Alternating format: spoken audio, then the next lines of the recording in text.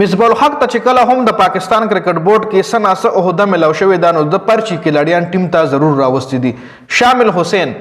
دا د دویم ون ډے میچ چې کنسسټنټلی ناکامه کیږي د شاټ سلیکشن چې کوم دی د چې کوم بیټینګ طریقه ده نو هغه د انټرنیشنل کلاډی نه ده منم انډر 19 لیول باندې د پرفارمنسز کړي دي. شامل حسین حواله سره د حواله سره کزین فارمیشن درکما نو د پاکستان طلعت حسین یو ډیر غټ صحافي دی دا د اغاز وې دی جی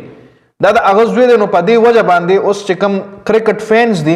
هغه دا خبره کوي چې دا د پغټ شفارز باندې د پاکستان ټیم ته راغلی دی چونکې د نخ کې لړیان په انډر 19 ټیم کې وو هغه د پاکستان ټیم ته تر اوسه پورې را نغلل ای تر اوسه پورې د پاکستان ټیم کې ډیبیو نه کا او شامل حسین د پاکستان ټیم کې ډیبیو کا او دویم میچ دی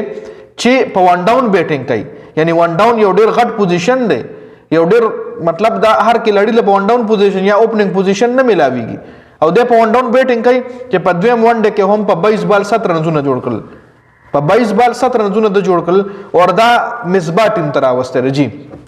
دینه مخکې د مصباح حواله سره دا هم مشهور ده چې شان مسعود هم مصباح ټیم ته راوستو د شان مسعود پلار چې کوم دی هغه هم یو ډیر غټ سړی دی هغه هم دغه په شفارس باندې راغلو دینه علاوه نور هم څه کلاډیان دي چې هغه په پرچی سیستم باندې ټیم ته را انشي شان مسعود خوشدل شاه چې کوم خوشدل شاه خو خیر س پرفارمنسز ورکړي واغه ټایم خو بیا غډیر خراب پرفارمنسز وکړل خوشدل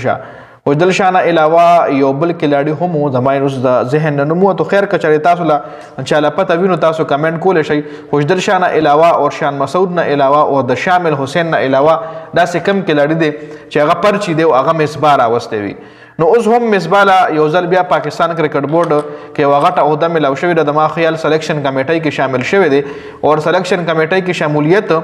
نو دا پاکستان د ټیم تباہی ده داسې کسان چې هغه په شفارس باندې ټیم ته کلاډیان راولي په پرچی سیستم باندې ټیم ته کلاډیان راولي او حقدار ته حق نه ملاويږي نو بیا هغه ټیم ترقی نشي کولی د شامل حسین نخ کلاډیان په انډر 19 لیول کې په ډومېسټک لیول کې شته وغیلا د پاکستان تر طرف موقع نه ورکړل کیږي نو هغه په دې وجه د پاکستان ټیم ته راغلی هم نه تر اوسه پورې ډیبیو هم نه کړي او ډیر پکې داسې کلاډیان دي چې مایوس د پاکستان ملک بيخي پرېخه دي امریکا کې کرکټ شروع کړي عمان کې کرکټ شروع کړي یو ای کې کرکټ شروع کړي دي او بل طرف ته پرچی سیستم باندې یو ناقابل کلاډي راځي او په ټیم کې ځان تزه جوړي نو دا بالکل ناقابل برداشت او د پاکستان د ټیم د تباہی خبره ده